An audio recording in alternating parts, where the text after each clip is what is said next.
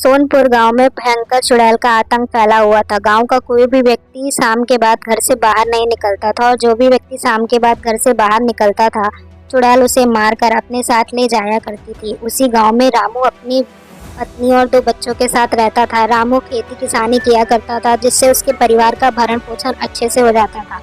रामू सदैव अपने बच्चों को समझाता था कि वह शाम के बाद खेलने के लिए अपने घर से बाहर ना निकले। रामू का लड़का गोलू उसकी बात को कभी नहीं मानता था। गोलू एक दिन चुपचाप शाम के बाद खेलने के लिए घर से बाहर निकल गया। चुड़ैल ने उसे घर से बाहर आते देख लिया। चुड़ैल उसे उठाकर अपने साथ लेकर चली गई। जब यह बात गांव वालों को पता चली, तब गांव वाले तांत्रिक को लेकर चुड़ैल के पास गए। तांत्रिक ने चुड़ैल से कहा, तूने यह क्यों किया? तू एक छोटे से बच्चे को क्यों उठाकर लेकर आई है? उससे तेरी क्या दुश्मनी है?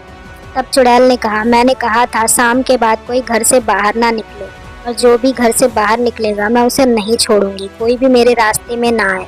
और अब तुम लोग भी मेरे रास्ते में आ गए हो, मैं तुम लोगों को भी नहीं छोड़ूंगी। तुम लोग नहीं जानते हो मैं कितनी ताकतवर हूँ। चुड़ैल और तांत्रिक की भयंकर लड़ाई होती है। तांत्रिक चुड़ैल को हराकर अपने बस में करता है और फिर पूछता है, अब बता, तू मेरी बात मानेगी कि मैं तुझे अभी भस्म कर दूँ? जल्दी बता, तू मेरी बात मानेगी?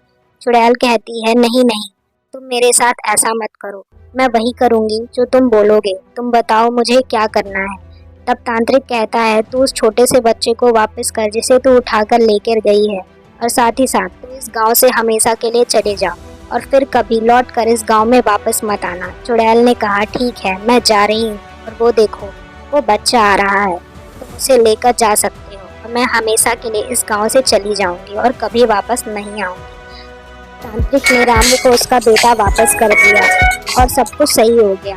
खुशी खुशी अब वह अपने घर में रहने लगी। आपको अगर हमारी वीडियो अच्छी लगती है तो आप वीडियो को लाइक, चैनल को सब्सक्राइब करें, साथ ही साथ बेल आइकन दबाएं, जिससे आपको हमारी वीडियो की नोटिफिकेशन मिलती रहे। Thanks for watching.